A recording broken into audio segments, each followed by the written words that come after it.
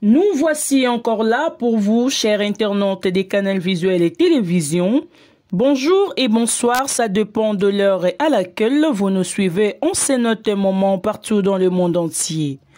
Aujourd'hui, votre émission Le Portrait va vous parler des légendes de la musique congolaise. Une fois de plus, bonjour.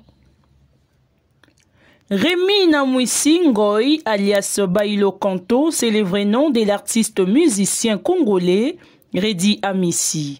Il est né à Kinshasa, la capitale de la République démocratique du Congo, un certain 5 mai 1960. Redi Amissi est le fils de M. Benjamin Louyangousou et de la maman Albertine Nkessa. Retenez que Bailo Kanto est marié, il est père de 4 enfants. Pendant son adolescence, il appréciait des artistes comme Bob Marley et Jimmy Cliff. En 1975, Redi Amissi débute en tant que chanteur dans le groupe Shem Shem Yetu.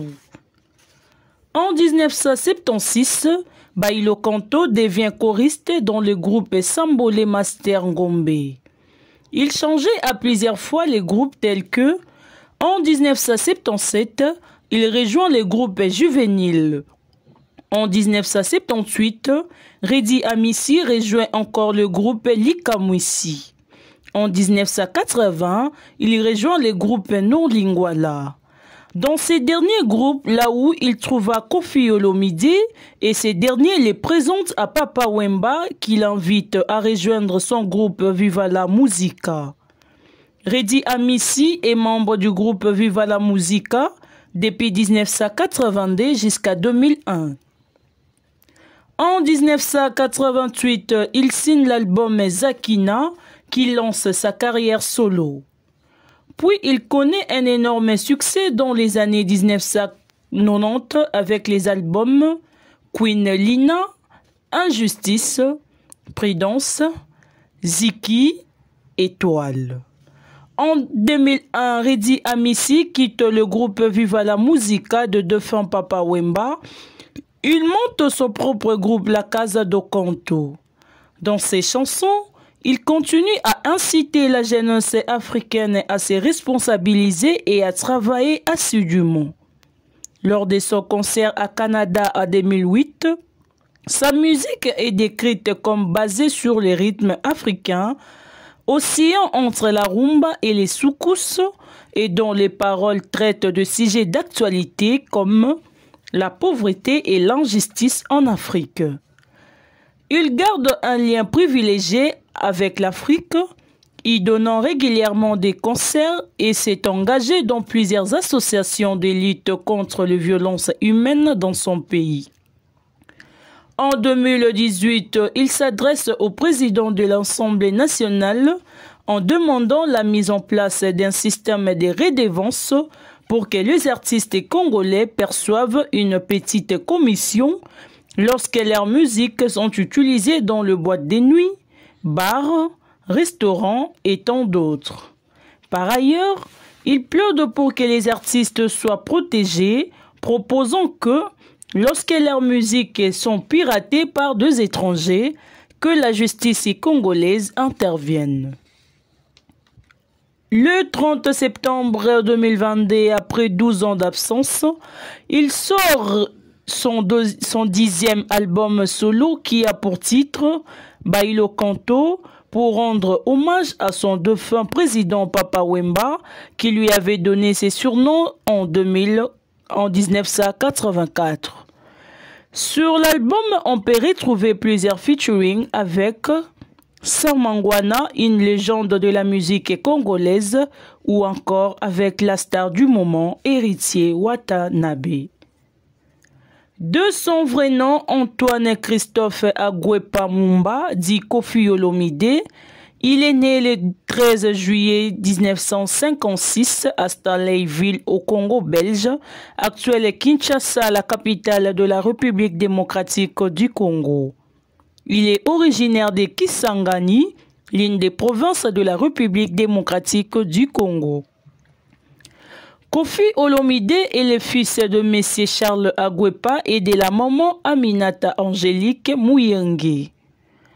Il est né d'une famille de 3 enfants dont tous les 3 sont garçons tels que Tuturoba, Joniko et lui-même Kofi Olomide. Rappelons que Kofi Olomide est père de plusieurs enfants. Après ses débuts en tant que parolier pour divers musiciens de la scène congolaise, il s'est fait remarquer par le public en 1977 avec Senza, chanté en trio avec le défunt Papa Wemba et le défunt King Kester Eminea. En 1986, il crée et dirige l'Orchestre Quartier Latin International qui l'accompagne sur scène et sur ses albums à partir de 1992. L'orchestre verra passer dans le rang de futures stars de la musique telles que Fally Ipupa ou Ferré Gola. Sa carrière connaît un second rebond à partir de 1990 lorsqu'il reçoit Sonodisque. Il est considéré comme une légende de la musique congolaise et même africaine. Sa carrière couvre près de 5 décennies. Il est le premier artiste noir africain à remplir la salle de Bercy et l'un des 12 artistes musiciens africains et celle congolais à être cité dans les 1001 albums qu'il faut avoir écoutés dans sa vie. Kofi Olomide a enregistré 28 albums studio, dont 7 signés avec les Quartiers Latins, un en collaboration avec Papa Wemba et 18 albums live pour un total de plus de 300 chansons. Son travail lui vaudra 7 Kora Awards, dont 4 durant l'édition de 2002, grâce à son album Efrakata. Il lance son propre label Kofi Central en 2013 et publie le 13 octobre 2015 le 13e apôtre, un des Clars, les derniers albums des 40 chansons qu'il revient un peu plus tard avec Nyatakans et Légende. Benoît Benzu Ngamboni Bokili, c'est le vrai nom de l'artiste musicien congolais Bozi Boziana. Il est né le 28 septembre 1951 à Kinshasa, la capitale. Il compte aujourd'hui 73 ans d'âge. Bozi Boziana est parmi les principales vedettes des Aïko Langa au début des années 1970. Mais sa carrière est par une grande errance.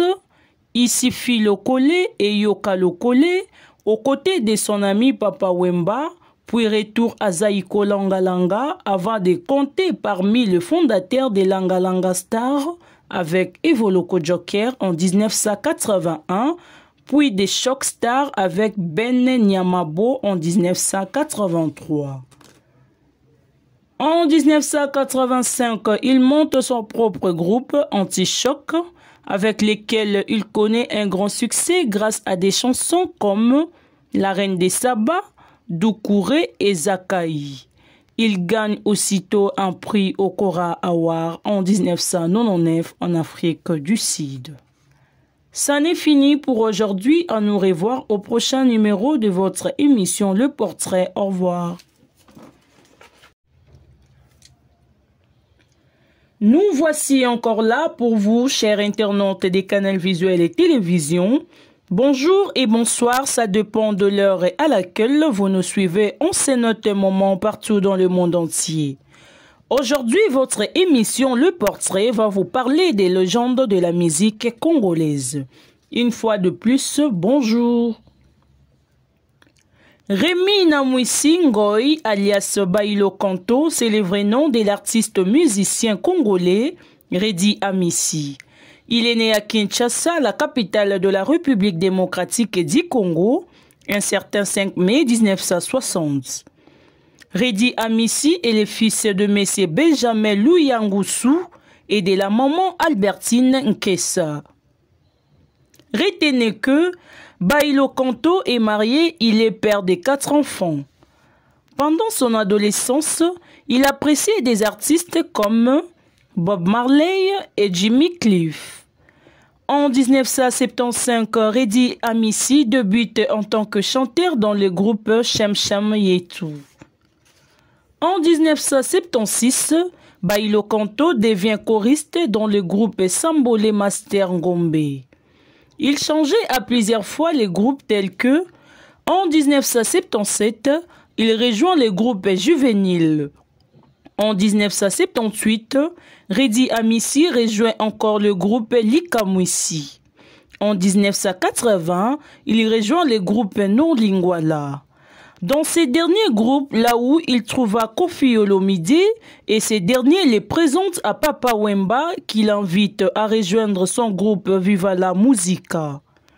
Reddy Amissi est membre du groupe Viva la Musica depuis 1982 jusqu'à 2001. En 1988, il signe l'album Zakina qui lance sa carrière solo. Puis il connaît un énorme succès dans les années 1990 avec les albums Queen Lina, Injustice, Prudence, Ziki, Étoile. En 2001, Reddy Amissi quitte le groupe Viva la Musica de défunt Papa Wemba. Il monte son propre groupe La Casa do Canto. Dans ses chansons, il continue à inciter la jeunesse africaine à se responsabiliser et à travailler assidûment. Lors de son concert à Canada en 2008, sa musique est décrite comme basée sur les rythmes africains, oscillant entre la rumba et les soukous, et dont les paroles traitent de sujets d'actualité comme la pauvreté et l'injustice en Afrique. Il garde un lien privilégié avec l'Afrique, y donnant régulièrement des concerts et s'est engagé dans plusieurs associations de lutte contre les violences humaines dans son pays. En 2018, il s'adresse au président de l'Assemblée nationale en demandant la mise en place d'un système de redevances pour que les artistes congolais perçoivent une petite commission lorsque leurs musiques sont utilisées dans le boîte de nuit, bars, restaurants et tant d'autres. Par ailleurs, il plaide pour que les artistes soient protégés, proposant que, lorsque leurs musiques sont piratées par deux étrangers, que la justice congolaise intervienne. Le 30 septembre 2022, après 12 ans d'absence, il sort son 10e album solo qui a pour titre Bailo Kanto pour rendre hommage à son défunt président Papa Wemba qui lui avait donné ses surnoms en 1984. Sur l'album, on peut retrouver plusieurs featuring avec Samangwana, une légende de la musique congolaise, ou encore avec la star du moment, Héritier Watanabe. De son vrai nom, Antoine Christophe Agwepa Mumba, dit Koffi Olomide, il est né le 13 juillet 1956 à Stanleyville, au Congo belge, actuelle Kinshasa, la capitale de la République démocratique du Congo. Il est originaire de Kisangani, l'une des provinces de la République démocratique du Congo. Koffi Olomide est le fils de M. Charles Agwepa et de la maman Aminata Angélique Mouyengue. Il est né d'une famille de 3 enfants dont tous les 3 sont garçons tels que Tuturoba, Joniko et lui-même Koffi Olomide. Rappelons que Koffi Olomide est père de plusieurs enfants. Après ses débuts en tant que parolier pour divers musiciens de la scène congolaise, il s'est fait remarquer par le public en 1977 avec Senza, chanté en trio avec le défunt Papa Wemba et le défunt King Kester Emenea. En 1986, il crée et dirige l'Orchestre Quartier Latin International qui l'accompagne sur scène et sur ses albums à partir de 1992. L'orchestre verra passer dans le rang de futures stars de la musique telles que Fally Ipupa ou Ferré Gola. Sa carrière connaît un second rebond à partir de 1990 lorsqu'il reçoit son disque. Il est considéré comme une légende de la musique congolaise et même africaine. Sa carrière couvre près de 5 décennies. Il est le premier artiste noir africain à remplir la salle de Bercy et l'un des 12 artistes musiciens africains et celle congolais à être cité dans les 1001 albums qu'il faut avoir écoutés dans sa vie. Koffi Olomide a enregistré 28 albums studio, dont 7 signés avec les Quartiers Latins, un en collaboration avec Papa Wemba et 18 albums live pour un total de plus de 300 chansons. Son travail lui vaudra 7 Cora Awards, dont 4 durant l'édition de 2002, grâce à son album Efrakata. Il lance son propre label Koffi Central en 2013 et publie le 13 octobre 2015 le 13e apôtre, un des Clars, les derniers albums des 40 chansons qu'il revient un peu plus tard avec Nyatakans et Légende. Benoît Benzu Ngamboni Bokili, c'est le vrai nom de l'artiste musicien congolais Bozi Boziana. Il est né le 28 septembre 1951 à Kinshasa, la capitale. Il compte aujourd'hui 73 ans d'âge. Bozi Boziana est parmi les principales vedettes des Aïko Langa au début des années 1970. Mais sa carrière est par une grande errance.